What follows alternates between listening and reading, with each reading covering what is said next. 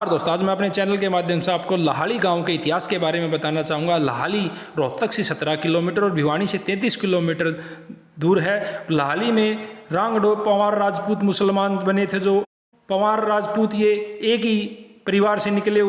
धारा नगरी से राजा कल्याण सिंह आए थे और उन्होंने गद्दी खेड़ा गाँव में आकर रहना स्टार्ट किया और भाली गांव में आकर भाला काटा और उन्होंने भाली को बसाया। और 1074 में कल्याण सिंह कलानौर आ गए। उन्होंने अपनी राजधानी कलानौर को बनाया। कल्याण सिंह के बड़े बेटे राटे हुए और राटे की जो 3 शादियाँ हुई थी, जिसके टोटल 11 लड़के हुए थे, जिसमें 3 लड़कों की रियासत बांट दिया गया।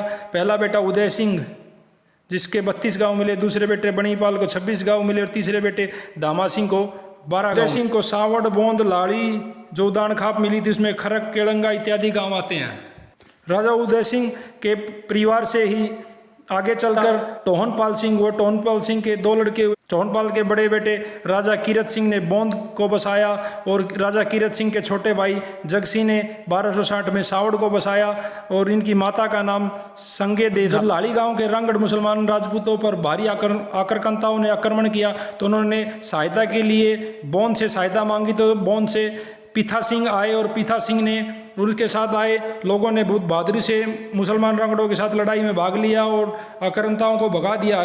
जब जाने का समय आया, वापिस बोंद जा रहे हैं, तो रांगड़ मुसलमानों ने उसे गलत समझा और वो बोले कि तुम हमारे भाई हो, हम तुम्हें नहीं जाने देंगे, तुम्हें हमारी ज़मीन में से 1/4 हिस्सा वो अपने पीथा सिंह को दे देते हैं और जिससे लाहली में हिंदू भाई भी रहने लगते हैं। पीथा सिंह के वंशज जौहर सिंह और कला सिंह 2 भाई और जिनके पिता का नाम गुलाब सिंह था। आज सारे हिंदू राजपूत परिवार जो लाहली में रह रहे हैं वो उन्हीं का ही फैला हुआ परिवार है, जो अब बढ़कर बहुत बड़ा हो गया। लाहली में 1947 के समय 4 मशहूर पाने होते थे, इथान, पिथान, वितान और रोसा। पिथान पाने में सारे मुसलमान रहते थे। उस समय मुसलमान रांगड़ों में टोनी रांगड़ रसूख वाला होता था और माडू रांगड़ भी उस समय मोजीज आदमी था। गुल्ला रांगड़ भी था जो गायें पालता था। भाईचारा बड़ा था, धर्म से धर्म बाद में आता था। रस्सा खिंचाई में लाहली गांव आसपास के गाँव में हमेशा प्रथम आता था।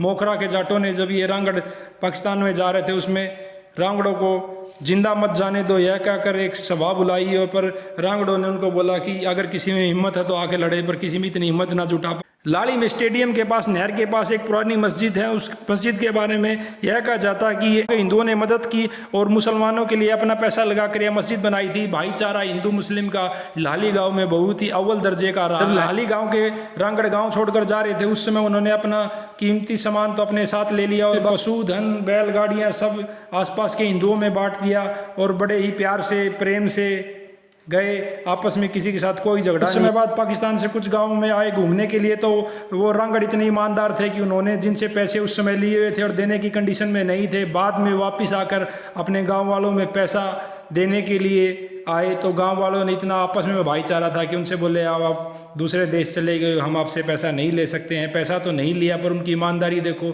कि वो पैसा देने पाकिस्तान से चलकर आए थे।